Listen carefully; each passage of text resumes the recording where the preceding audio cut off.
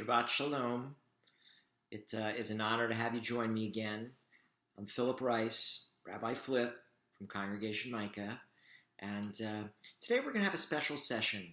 We're going to look at the book of Ruth in honor of the holiday of Shavuot.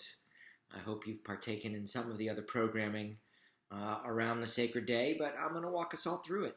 I appreciate you joining us virtually, what we call our BLT, our Bagels, Love, and Torah. And we always like to start with a blessing. So I'll begin with the words Baruch Atah Adonai, Eloheinu melech haolam, asher kiddushanu b'mitzvotav, v'tzivanu, la'asok b'divrei Torah. We thank and praise that power in the universe who commands us to busy ourselves with the sacred words of our tradition. And the next thing we always like to do is to sort of warm up our brain with some Jewish text that I just kind of randomly select. And I found this the other day. It made its way into one of Rabbi Lori's sermons. And I'm going to share it with you. It's called Saved by Voices. A man complained to his psychiatrist that he talked to himself. And he was told that it was like commonplace to do that. Nothing to worry about, the doctor said. But you have no idea, doctor, said the man, what a nudnik I am. So the more time we spend alone in isolation, the more we are likely to grow accustomed and perhaps impatient with our own voices inside our own heads. For some, it's a good thing. Musician and wit Oscar Levant said he was giving up reading because he found it took his mind off himself.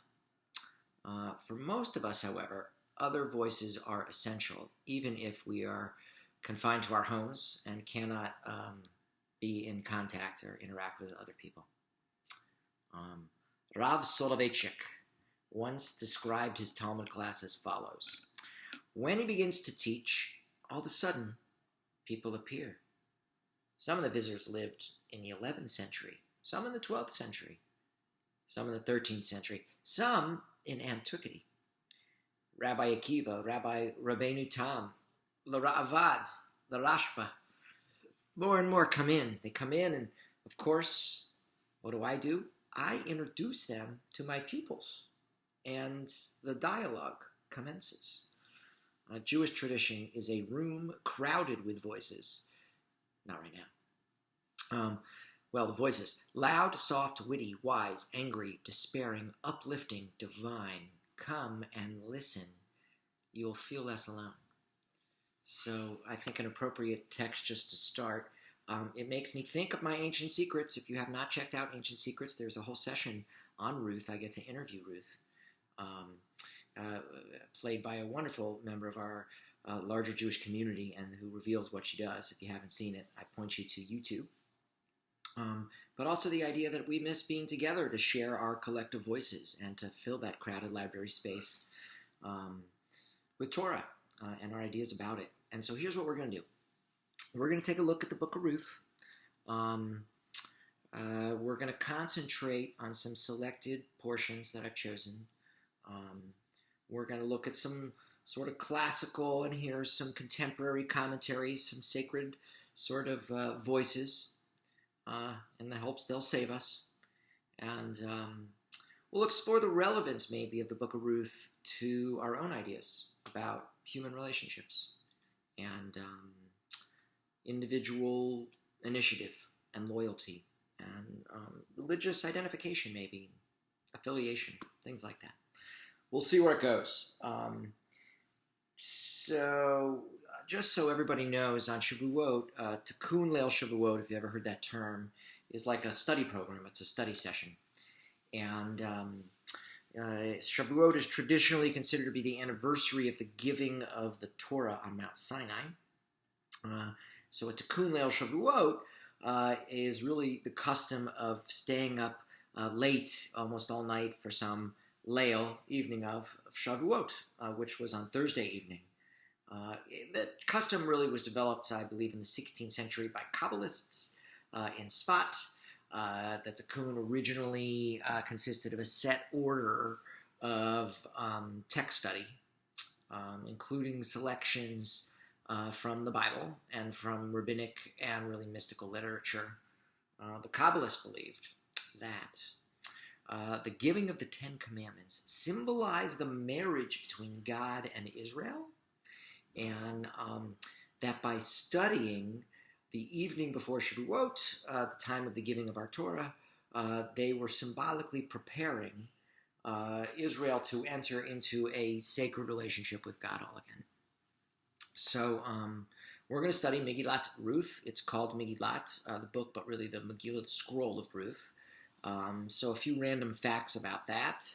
Long associated with the holiday of Shavuot. Ruth is considered really to be the first convert to Judaism. She comes to symbolize all those, born Jews and Jews by choice, who take it upon themselves the sort of privilege and the obligations of being Jewish. And we reenact that experience every year on Shavuot when we recall the central event of the Jewish covenantal history, the giving and receiving of the Torah on Mount Sinai. Way back before there were cell phones, I remember there was this other device and they were just able to start transferring files, and you could send the files and the device would say, receiving Torah, receiving Torah. So just like you are receiving Torah. Megillat Ruth is in fact one of the books of the Tanakh, traditionally written on and read from a scroll. And the other books are Esther and Lamentations and Song and Songs and Ecclesiastes. And the word Megillah itself means scroll. So Shavuot, one of the pilgrim festivals, one of the three, marks the end of the barley and the beginning of the wheat harvest. Was associated in ancient Israel with the bringing of the bikurim, the first fruits, to the sanctuary. And the story of Ruth takes place at harvest time. We determine that immediately from the book. The contrasting themes of harvest and famine, emptiness and fullness, they sort of form the backdrop of the story you're going to hear. There's a random tradition that Ruth's descendants, King David, he died on Shavuot. And Ruth's loyalty to Naomi and to God, really, they are symbolic, I think, for a lot of Israel's loyalty to the Torah. So we're going to link some contemporary voices and some ancient ones. And in doing this, I found this one text by Judith A. Cates and Gail Tversky Reimer. It's from a book called Reading Ruth, Contemporary Women Reclaim a Sacred Story. And this is what they write. If we understand Torah, the gift of God, who brought us out of the land of Egypt, as directly centrally to the sustenance and liberation from suffering of the ger, the yatom, the almanah, that's the stranger, the orphan, and the widow, then the book of Ruth, the protagonists of which embody all those vulnerable figures, speaks to the essence of Torah. So here, last few words to set the scene. The date of the book of Ruth is 5th century before the Common Era. Primarily, we think that it was at that time when those who had been exiled from the land of Israel following the destruction of the first temple were returning, and that Ezra and Nehemiah called for the foreign wives of returnees to be sent back to their own people. And some scholars think that this book actually was a response to that edict. Do you know anything about her?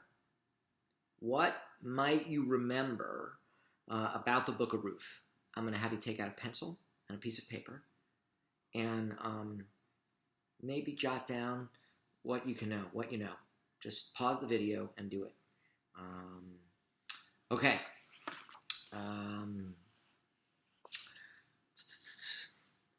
Before I take out the text, which I'm about to do here, maybe let's do this.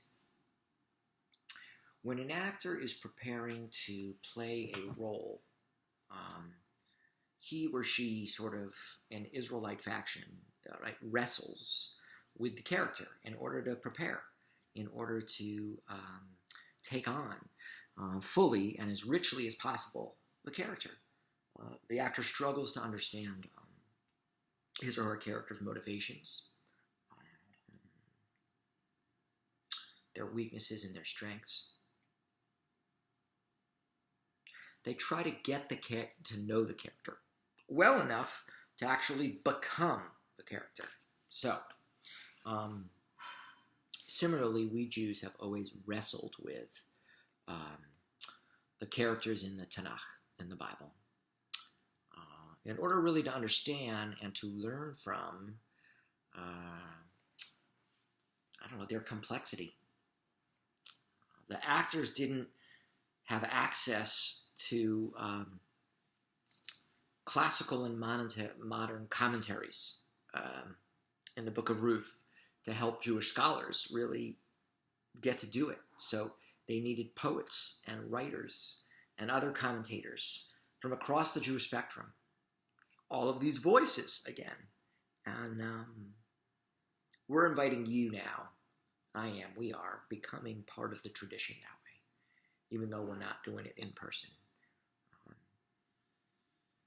And there's some power in knowing that the people who wrote this so many years ago, we're reading it, and other people are reading it this week, and learning from it and studying it, and we've been doing this for generations, and now you're adding your voice to those generations. So, all right, let's read this story.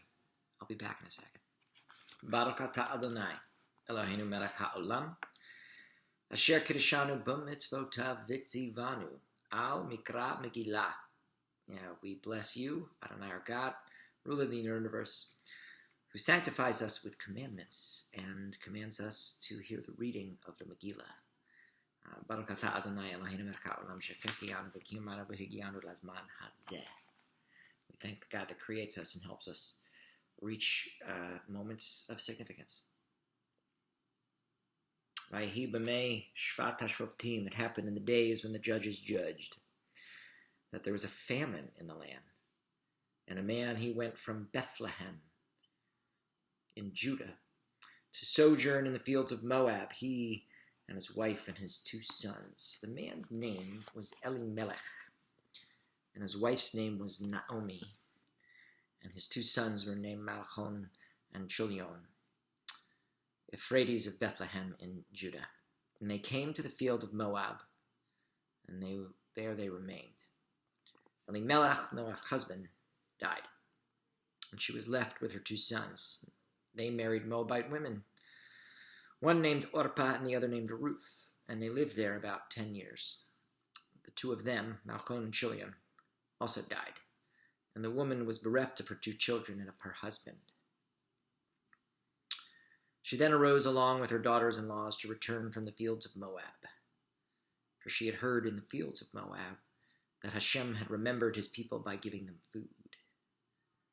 She left the place where she had been, accompanied by her 2 daughters-in-law, and they set out on the road to return to the land of Judah.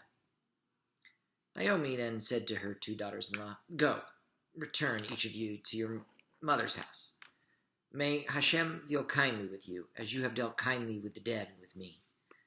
And may God grant that you may find security in the home of your husband." She kissed them, and they raised their voices and wept. And they said to her, "No, we will return with you to your people." But Naomi said, "Turn back, my daughters. Why would you come with me? Have I more sons in my womb who could become husbands for you? Turn back, my daughters. Go along, for I am too old to have a husband. Even if I were to say, there's hope for me, and even if I were to have a husband tonight, and even bear sons, would you wait for them until they were grown up?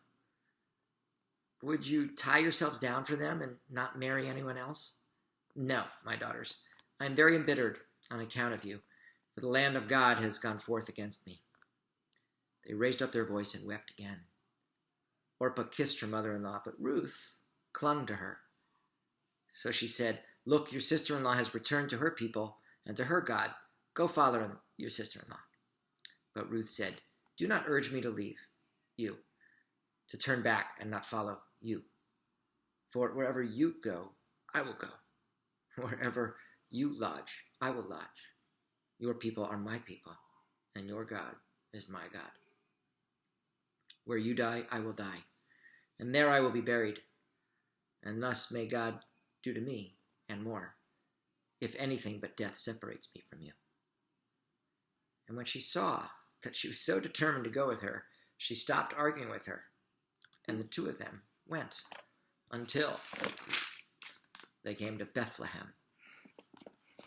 And it came to pass that they arrived in Bethlehem. The entire city was tumultuous over them. And the woman said, "Could this be Naomi?" "Do not call me Naomi," meaning pleasant one. She replied, "Call me Mara," meaning bittered one. For the Almighty has dealt very bitterly with me. I was full when I went away, but Hashem has brought me back empty. How can you call me Naomi? God has testified against me. The Almighty has brought misfortune upon me. And so it was that Naomi returned, and Ruth the Moabite, her daughter-in-law, with her, who returned from the fields of Moab. They came to Bethlehem at the beginning of the barley harvest. Chapter 2. Naomi had a relative through her husband, a man of sustenance from the family of Elimelech, whose name was Boaz, with strength. Ruth the Moabite said to Naomi, "Let me go out to the field and glean among the ears of grain behind someone in whose eyes I shall find favor." "Go, my daughter," she said to her. So she went. She came and gleaned in the field behind the harvesters, and her fate made her happen upon a parcel of land belonging to Boaz, who was from the family of Elimelech. Behold, Boaz arrived from Bethlehem. He greeted the harvesters, "May God be with you." And they answered him, "May God bless you." Boaz said to the servant who was overseeing the harvesters, "To whom does that young woman belong?" "She's a Moabite girl," the servant who was overseeing the harvesters replied, "the one that returned with Naomi from the fields of Moab." And she said, "Please let me glean and gather among the sheaves behind the harvesters." So she came, and she's been on her feet since the morning until now, except for her resting a little in the hut. And then Boaz said to Ruth, "Hear me well, my daughter. Do not go to glean in another field, and don't leave here, but stay close to my maidens. Keep your eyes on the field which they are harvesting, and follow them. I have ordered the young men not to molest you. Should you get thirsty, go to the jugs and drink from what the young men have drawn." Then she fell on her face, bowing low to the ground, and said to him, "Why have I found favor in your eyes, that you should take special note of me, though I'm a foreigner?" Boaz replied and said to her, "I have been fully informed of all that you have done for your mother-in-law after the death of your husband, how you left your father and mother in the land of your birth and went to a people you had never known before. May God reward your actions, and may your payment be full from God, the God of Israel, under whose wings you have come to seek refuge." And then she said, "May I continue to find favor in your eyes, my Lord, because you have comforted me, and because you have spoken to the heart of your maidservants, though I'm not even as worthy as one of your maidservants." At mealtime, Boaz said to her, "Come over here and partake of the bread, and dip your morsel in the vinegar." So she sat beside the harvesters. He handed her parched grain, and she ate and was satisfied. There was some left over. Then she got up to glean, and Boaz ordered his young men, saying, "Let her glean even among the sheaves. Do not embarrass her. And even deliberately put out some for her from the heaps, and leave them for her to glean. Don't rebuke her." So she gleaned in the field until evening, and she beat out what she had gleaned. It came at about an ephah of barley. She carried it and came into the city, and her mother-in-law saw what she had gleaned. And she took it out and gave her what she had left over after eating her fill. "Where'd you glean today?" her mother-in-law asked her. "Where did you work? May the one who took such generous notice of you be blessed." So she told her mother-in-law, whom she had worked by, and said, "The name of the man whom I work today is Boaz." Naomi said to her daughter-in-law, "Blessed be God for not failing in his kindness to the living or to the dead. The man is closely related to us." Naomi then said to her, "He's one of our redeeming kinsmen." And Ruth the Moabite said, "What's more, he even said to me, 'Stay close to my workers until they have finished all my harvest.'" Naomi said to her daughter-in-law Ruth, It is fine, my daughter, that you go out with this young woman so that she will not be annoyed in another field." She stayed close to Boaz's young women to glean until the end of the barley harvest and of the wheat harvest. And then she stayed at home with her mother-in-law. Chapter 3. Naomi, her mother-in-law, said to her, "My daughter, I must seek security for you, for it may go well with you.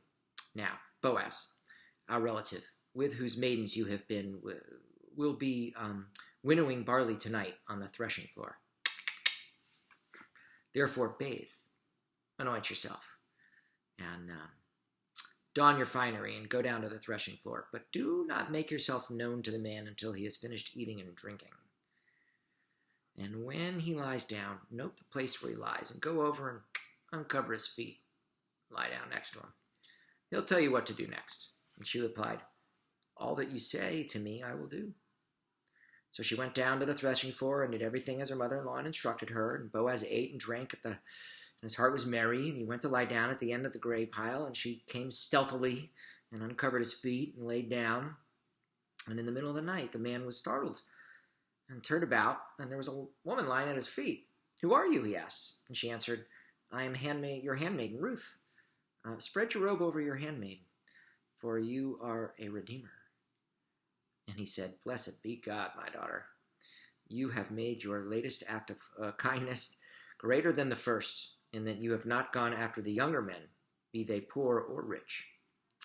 And now, my daughter, do not fear. Whatever you say, I will do for you. For all the men in the gate of my people know that you are a worthy woman. Now, while it is true that I am a redeemer, there's also another redeemer closer than I. Stay the night. Then in the morning, if he will redeem you, fine, let him redeem. But if he does not want to redeem you, then I will redeem you. Chai Hashem, right? God lives. Lie down until the morning." So she laid his feet until the morning, and then she rose before one man could recognize another. For he said, "Let it not be known that the woman came to the threshing floor." And he said, "Hold out the shawl you are wearing and grasp it."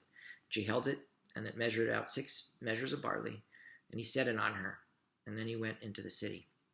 She came to her mother-in-law, who said, "How do things stand with you, my daughter?" And she told her all that the man had done for her. And he said, "He gave me 6 measures of barley for you," he said to me. "Do not go empty-handed to your mother-in-law." And then she said, "Sit patiently, my daughter, until you know how the matter will turn out. For the man will not rest unless he settles the matter today." Chapter 4. Boaz, meanwhile, had gone up to the gate and sat down there. And just then the Redeemer of whom Boaz had spoken passed by. And he said, "Come over, sit down here. Plony, Aloni." That's just like any average person, like Joe Schmo. And he came over and he sat down. And he took 10 men of the elders of the city and said, "Sit here." And they sat down.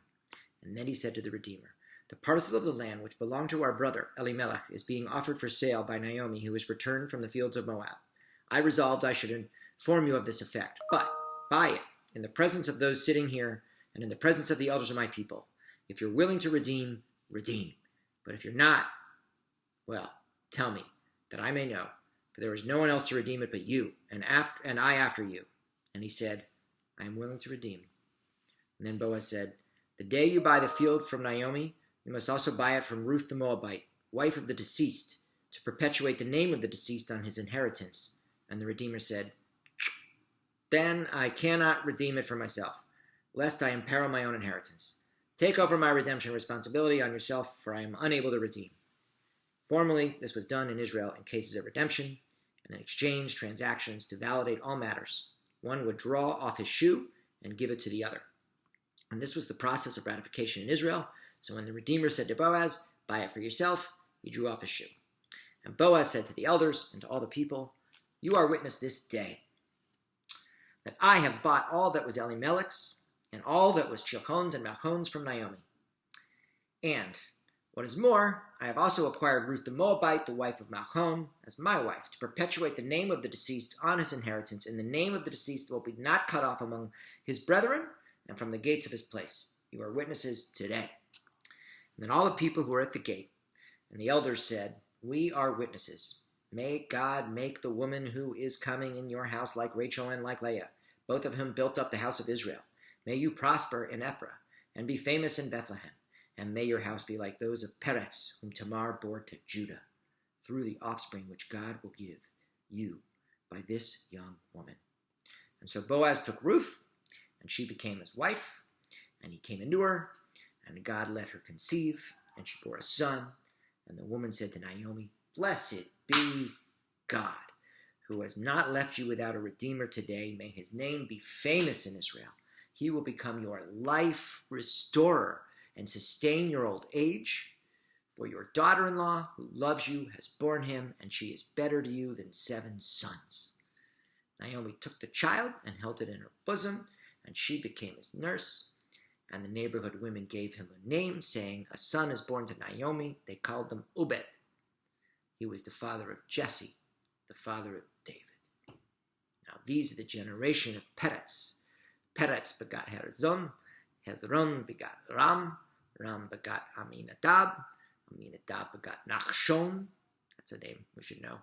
Nachshon begot Salma. And Salma begot Boaz. Boaz begot Obed. Obed begot Jesse. Jesse begot David. Zehu. That's it. Hazak, hazak, b'ni hazek. Be strong, and then we will all be strengthened. We have finished another book. Ready for some commentary. I'm going to focus in on some sacred voices. I want you to listen for the voices. We're going to look at chapter 1, verses 6, really through about 19, just to start, if you want to have the text in front of you. The first thing I want to talk about is widowhood. So the texts I've just found were from Torah Tamima, and it says, "The way was hard for them." This is in verse 7, because they were barefoot, literally. Nothing cushioned their bare feet from the road. Such was the degree of their poverty. Ruth Rashkow sort of comments that widows normally return to their father's house. Naomi's words, mother's house, that's verse 8, which appear in only a few other places in the Bible, in the Song of Songs, actually, one place, reveal an emphasis, rare in biblical narrative, on relationships really between women, specifically mothers and daughters, rather than the customary emphasis on fathers and sons, like father's house. And finally, a traditional text from Ruth Rabbah, we read, "And the women said, 'Is this Naomi?'" Down at verse 19. "The one whose appearance used to be so comely and so attractive. At one time, she used to be carried about in what they call a palanquin, right? Now she walks barefoot. At one time, she wore garments of fine wool, and now as she is conceived, are covered really in rags. At one time, her face was ruddy from food and drink, and now her face is sort of sickly green from hunger." So these are all about really, Ruth's virtue. It's named for her, but we're also, remember in the character piece, we're learning from the different voices of the characters too. Naomi, the widow, and the daughter-in-law. So Ruth Rabbah comments about Ruth and her virtue that she left the place where she'd been living, verse 7, when she was the only one that went forth from the, was she then the only one who went forth from the place? That is, did not many camel drivers and now many donkey drivers also go forth? And yet it only says, "and she went forth." So Rabbi Azariah explains, the great person of a city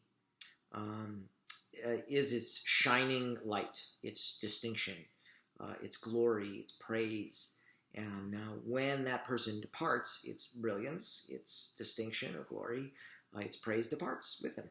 And so you will find that when Jacob departed from Beersheba, the explanation is justified in the former case, since there was no other religious person but Ruth. The place went down further when she took its greatness with her. So according to Gematria, the Talmudic tradition of numerology, in which each letter is given a numerical value, the name of Ruth adds up to 606. The number of commandments incumbent only upon Jews. An additional 7, called by the sages the Noahide laws, are incumbent upon all descendants of Noah, that is, of all humanity. Ruth's name, equaling 606, plus the 7 Noahide laws, indicates Ruth's acceptance of the 613 commandments of the Torah. Yeah, Ruth Rabbah. And finally, Aviva Zornberg writes, Rashi, on the sin of Naomi's husband, Elimelech, he didn't want to open his eyes wide enough to include the needs of other people in a time of famine. He didn't want people clinging to him. But Ruth is the opposite. Ruth clings. She seeks to return. She seeks to redeem. She seeks to be recognized. So, okay, let's talk about conversion a little bit, because this book definitely deals with it. And we know that in verse 19 there, we get this sort of as they walked kind of feeling. They discuss the laws of proselytes, really. Midrash Rabbah is the one that goes into it. So Ruth Rabbah, which is this ancient commentary on the text, says that Ruth said, entreat me not to leave you and return the following after you. Verse 16 now, what is the meaning of to leave you and to return from following after you? So Ruth meant, I'm fully resolved to become converted under any circumstances. But it's better that it should be at your hands than at those of another. When Naomi heard this, she began to unfold to her laws of conversion, saying, my daughters not the accustomed daughters of Israel to frequent Gentile theaters and circuses, to which Ruth replied, where you go, I will go. She continued, my daughter, it is not the custom of daughters of Israel to dwell in a house that has no mezuzah, to which Ruth responded, where you lodge, I will lodge. Your people shall be my people refers to the penalties and violations of the Torah. And your God, my God, refers to the other commandments of the Bible. 3 times it's written in the text here, turn back, corresponding to the 3 times that we now are supposed to tell people who are interested in Judaism, really to warn them of the difficulties before they are allowed to be converted. Rabbi Judah ben Simon said, come and see how precious in the eyes of the omnipresent are converts. Once she decided to be converted, Scripture ranks her equally with Naomi. So once you're in, you're in. After trying 3 times to dissuade her in verse 18, Naomi stopped arguing with Ruth.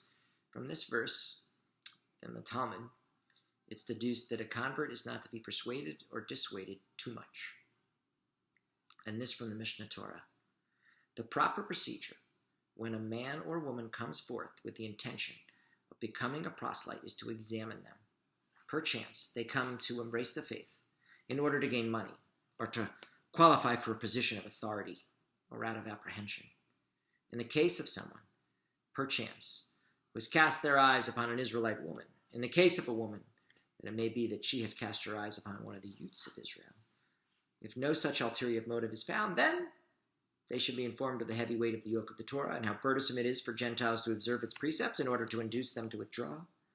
And if they accept the yoke of nevertheless and refuse to withdraw, and it is evident that they have forsaken hedonism out of love for Torah, they should be accepted. It does say in verse 18, Mishnah Torah here, and when they saw that she was steadfastly minded to go with her, she left off speaking unto her. So see, these are some of the laws of the conversion from a traditional perspective. Let me tell you how the Reform movement then adds to it. It is a mitzvah to admit into the Jewish community any person who wishes sincerely to adopt Judaism and who is willing to study it and to accept the community standards around it. A person is called a ger, or girot, man or male or feminine, a proselyte or a convert. But the Jewish people have accepted gerim since biblical times. And the process of conversion varies from community to community. And in Reform Judaism, the primary element in conversion is really a heartfelt commitment to the Jewish people, to our faith and our customs and our history and our destiny. And Rabbi Alexander Schindler, a Reform giant in the past, said, "This is America, and it's 1979. No repressive laws restrain us. The fear of persecution no longer inhibits us. There is no earthly, and surely no heavenly, reason why we cannot reassume our ancient vocation, and open our arms to all newcomers." And Doctors Roberta Apfel and Lisa Grandal add, "In psychotherapy, we often see that the lack of a good enough parent leads people to seek out alternative parent figures. The quest for a healing parental experience is powerfully motivated. We might interpret Ruth's choice to be with Naomi as an indicator of her need for a caretaking mother figure, to serve as a guide for future relationships with men and women. We know that when people make major life decisions, they are guided by multiple determinants, conscious and unconscious.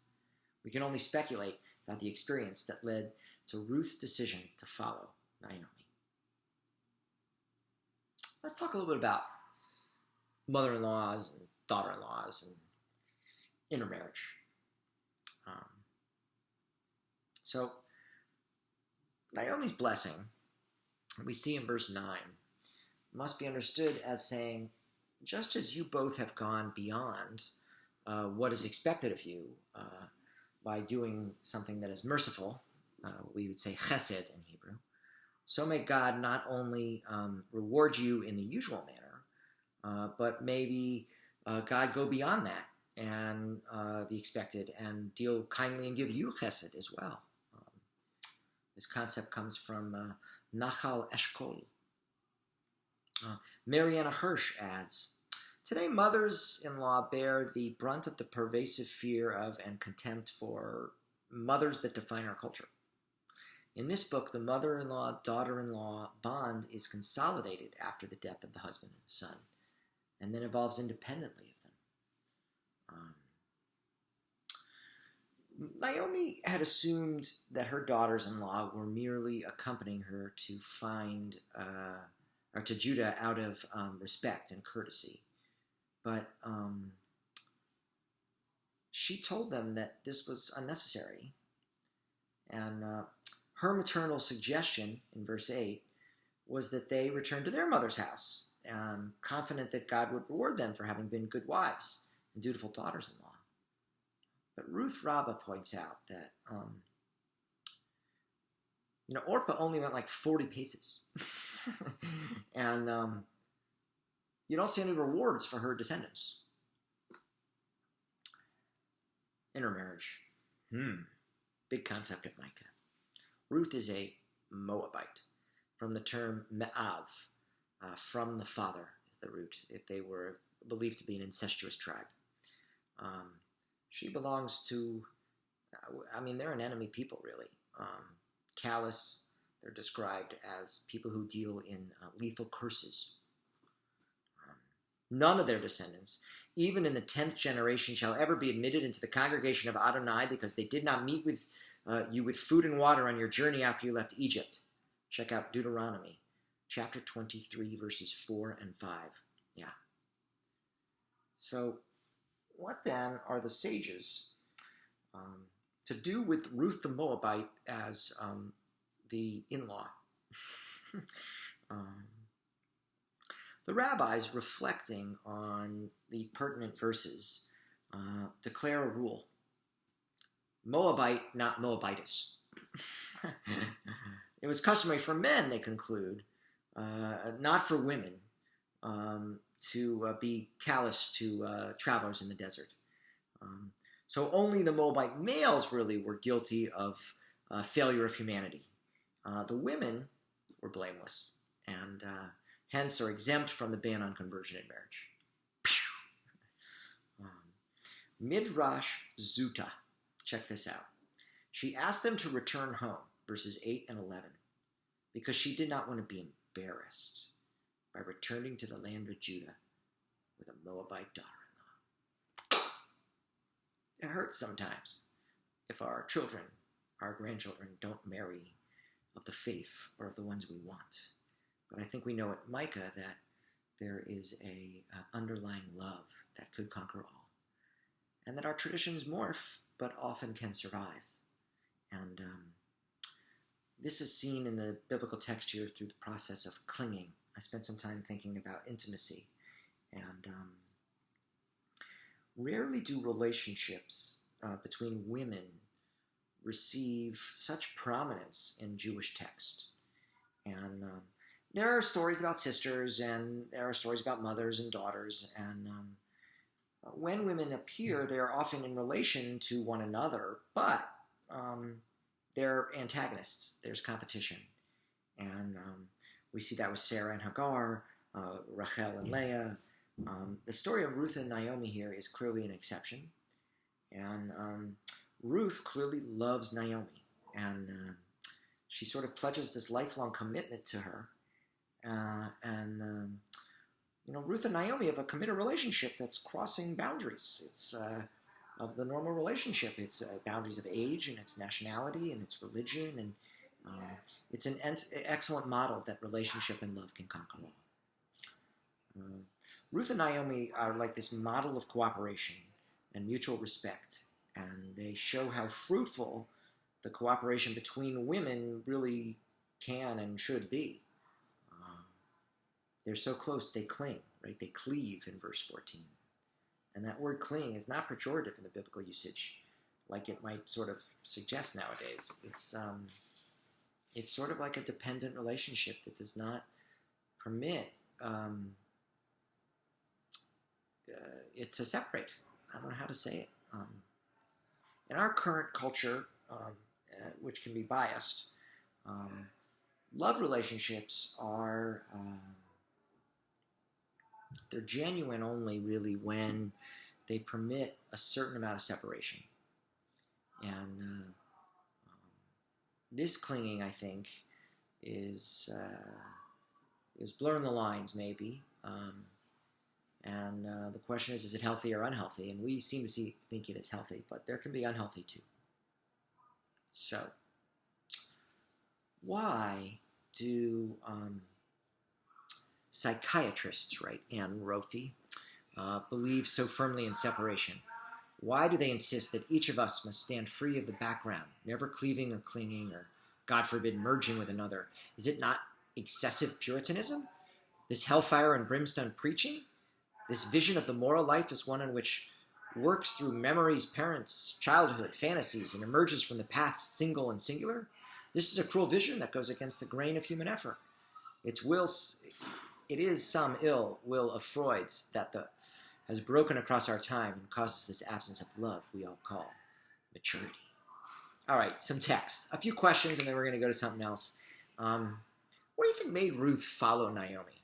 I mean, was Ruth really persuaded to follow Naomi because of her love of Naomi's God?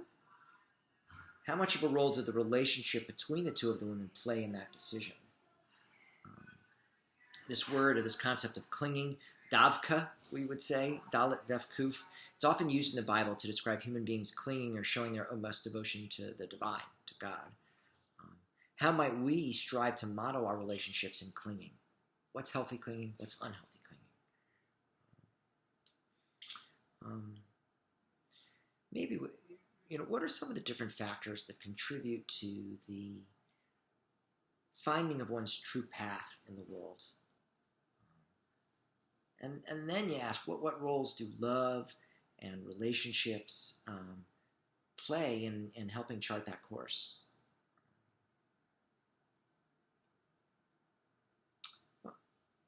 When one makes a life-altering decision, like converting or moving to a faraway place. How do you balance and prioritize like the ideological and the personal and the theological and the practical, and what goes into that decision? And what are you leaving behind when you do it? Let's look at another one in just a few moments. A few sacred voices to be heard regarding Ruth chapter 2, starting in verse 12, going to chapter 3, verse 5. This sort of focuses on Ruth's virtue, specifically that concept I mentioned called chesed, this mercy. It's actually in the biblical quote, the idea of the loving kindness. The book of Ruth tells nothing either of cleanliness or uncleanliness, neither of prohibition or permission.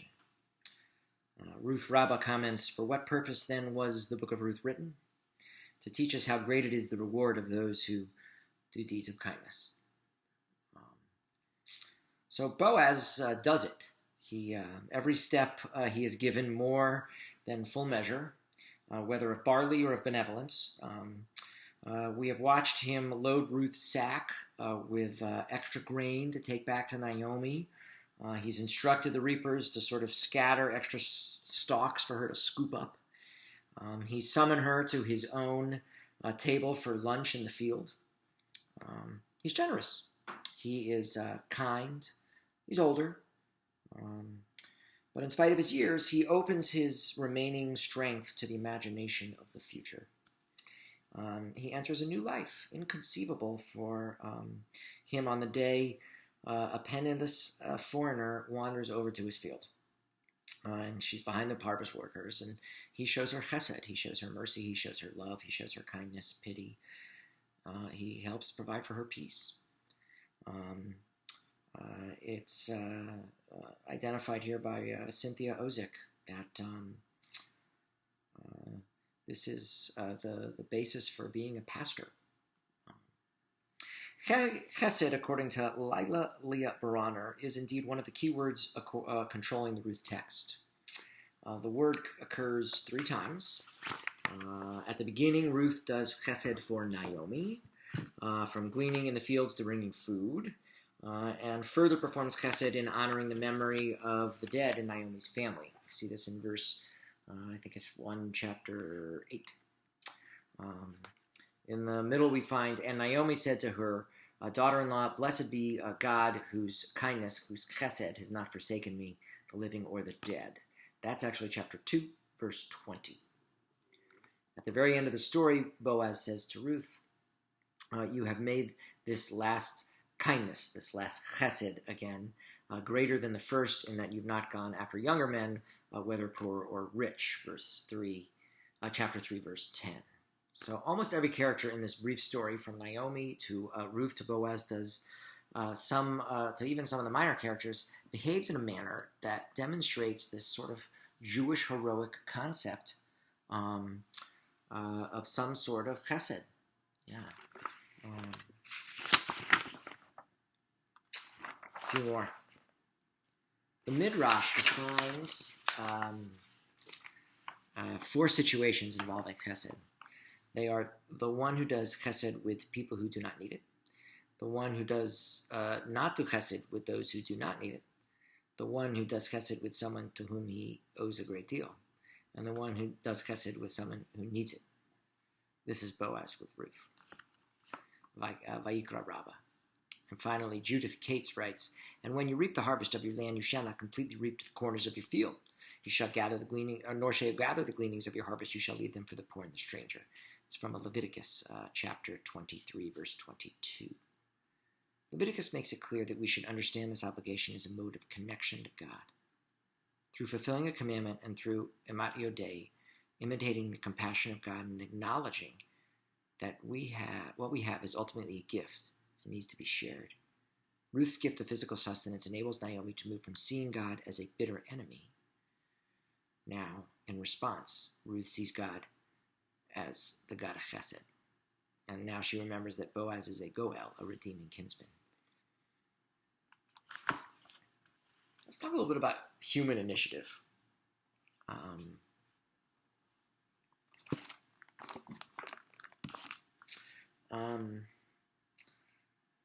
Ruth and Naomi, they know what they want and they know how to go after it. Their discourse is that really of power.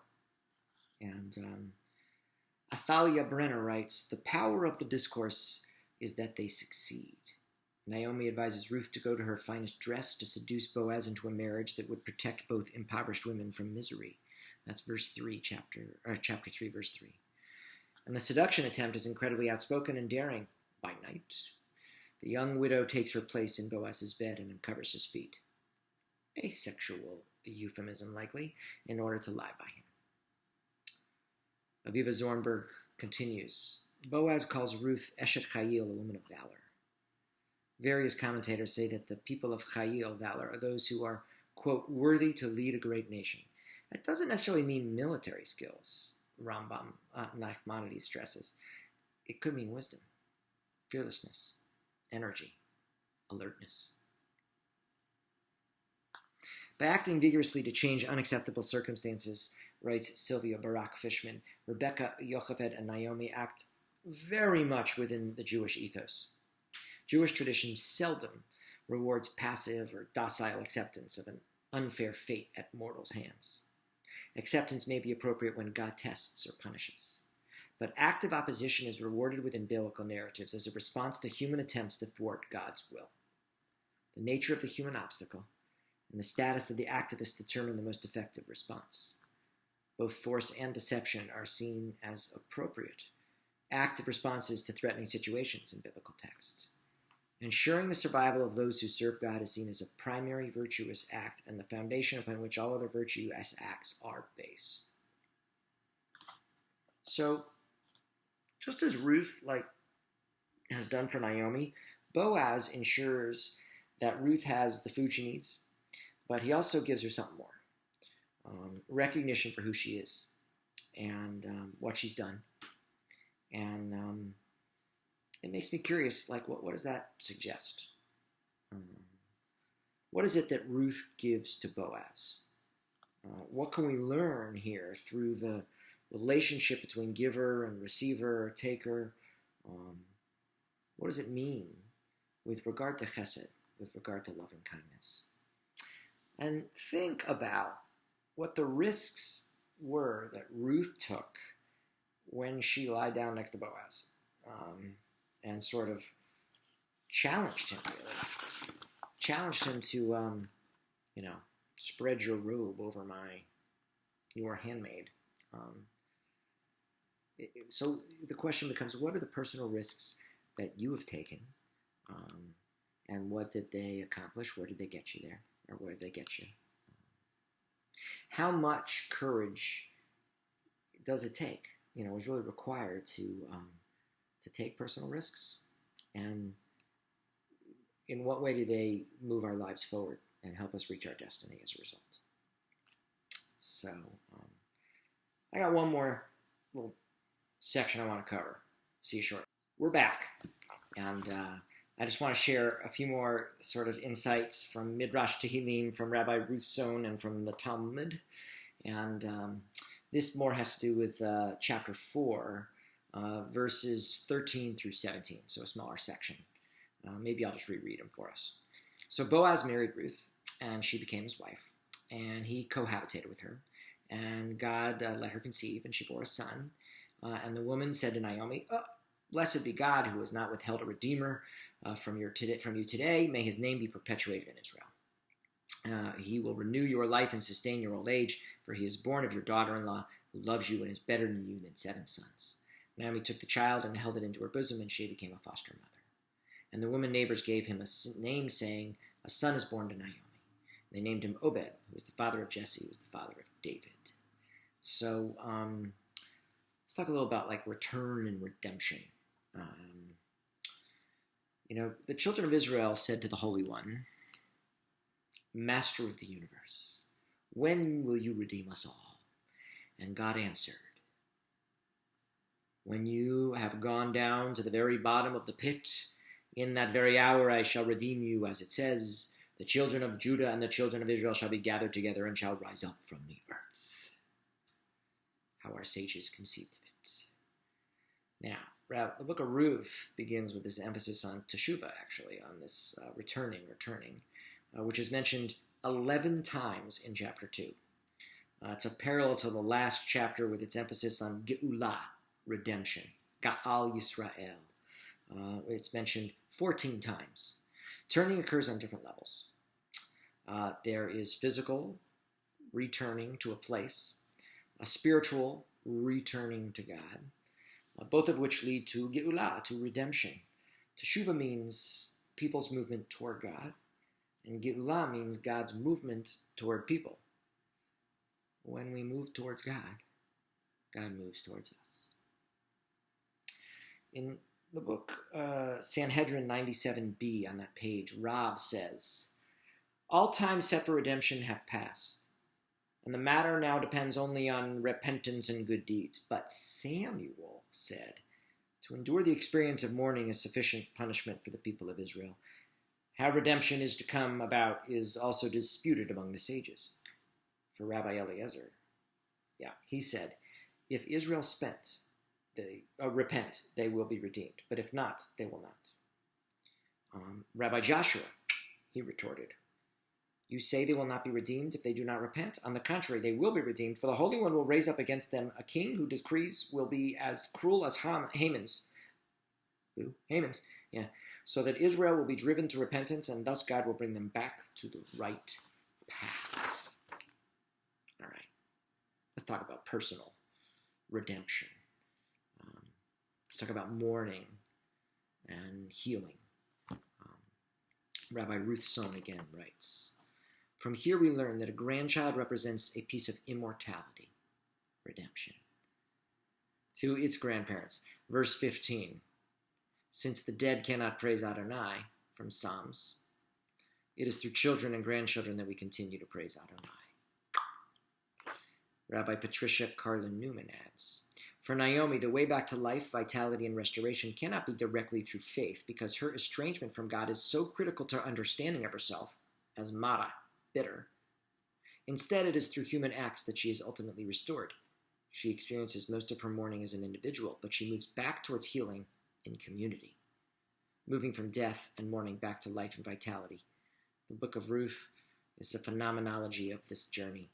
The big redemption is made up of many little redemptions and acts of kindness. There's this Hasidic saying, it goes something like,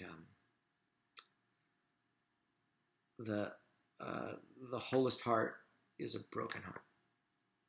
Yeah, think about that for a minute.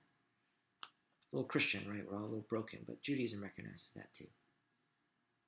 Okay, here we got the Al-Shech. I can't even pronounce his name. Naomi was miraculously enabled to nurse the child. Verse 16. It became manifestly clear to all that Malchon's memory had been perpetuated through the child, and in a spiritual sense, the child had actually been born to Naomi. There's that chesed again, Rav Huna said, it was the result of the blessings of these women, verse 14, that the line of David was not entirely cut off. It's from Midrash Rabbah.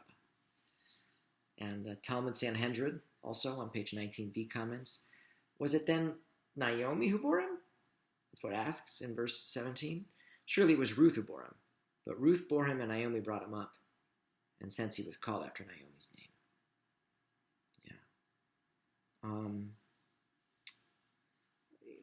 There's something I want to explain. It's the kind of thing you can Google. And that is that according to Jewish law, your son by an Israelite woman is called your son. But your son by a heathen woman is not called your son. That's what it says in the Talmud. And so a child who's born of a Jewish mother is considered Jewish irrespective of the religion of the child's father, but the child's level of Jewish observance of knowledge doesn't play into it. A child born of a Jewish father and a non-Jewish mother, regardless if they practice Judaism or they're very knowledgeable, not recognized as a Jew. So this is, patrilineal descent was adopted by the Reform movement for really a number of reasons. In light of high intermarriage rates, we certainly believe that Judaism, we can't afford to exclude anybody, and certainly not the children of such marriages, specifically and especially when they are actively seeking a Jewish life. So there is no biblical justification for matrilineal descent. I just want that to be clear. And according to the Bible, both the priesthood and inheritance are patrilineal, actually. So matrilineal descent favors Jewish women but penalizes Jewish men who chose to intermarry. I don't get it. So let me share this with you. One who has lived it, she said, meaning no offense, and thrust me, convert, into limbo, outside, looking in, a threshold crossed only by birth, I cannot change. Suddenly, Sinai slipped from under my feet. The promised man was no longer my inheritance. Isaiah's burning words, not mine. I would not die in fallen Jerusalem or on a dusty shtetl street. Those for whom I wept at Auschwitz were no longer my people. Maimonides and Judah Halevi were beyond my grasp. I do not have the right mothers. The pure, high concept of the one God cannot be mine. I am tainted with shadows of Trinity and salvation, burdens cast aside a half-century ago. I am forever Ruth, the Moabite. It's a poem written by Ruth Knott. I found it, seemed kind of cool. A few more. Vanessa Oakes writes, this is not the book of Ruth, and this is not the book of Naomi either. It's not even baby Obed's book. It's the book of King David. My initial take is wrong. Right? This ends up being neither a story about women withstanding misery nor a story about women's devotedness. It's not about God directing women to discover the strength to survive. It turns out to be one of those how our hero was born stories. Of course, King David needs a miraculous birth, and what's more so, does this heir the Messiah? This is a story meant to justify the power of a particular kingship. On that level, it's as satisfying a legend as any other. Okay, final questions and final thoughts as we wind down this study of the book of Ruth, and I thank you again for joining me. The neighbors describe the child as being born to Naomi, we see in verse 17, with reference to the legitimacy of the child, which I guess some had questioned, for he had been from the Moabites, right? That is to say, it is not the name of the Moabite mother that is given to the child, but the name of Naomi, a granddaughter of Nachshon, son of Aminadav, first one into the ocean when it split, a prince among his people. And Ruth had also become to Naomi like her own child from birth. How dare anyone slur this noble child? That's according to Sefer HaToda'ah. Redemption can take place on a lot of different levels. Personal, familial, community, nationally. So we have examples of this in the story. My question is redemption an active or is it a passive process? And can it be both? And does the book of Rook answer any of these questions for you? How do the means by which individuals achieve personal redemption have implications on national redemption? And does the story suggest ways in which people can hasten redemption? Can you think of a time when, unexpected events created a crisis in our lives, or in your life personally?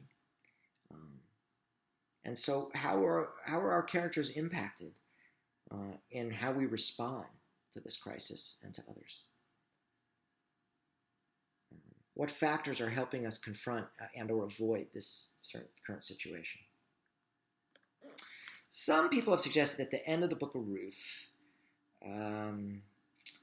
presents a very ambivalent view of conversion, hinting that perhaps converts are never really fully accepted. How do we do a good or not a good enough job at Micah of making that's the case? So, finally, how do your experiences, our experiences together at Micah, especially those with the loss of those that we've loved or the loss of being in each other's presence, help us create lives for the future? How does this story and this holy day portray a model for ourselves and for other people to move on from loss and from mourning and to eventually arrive at healing? And we're still in that process. And I hope we come together once again in wholeness and completeness in Shalom. Hag Sameach and Shabbat Shalom.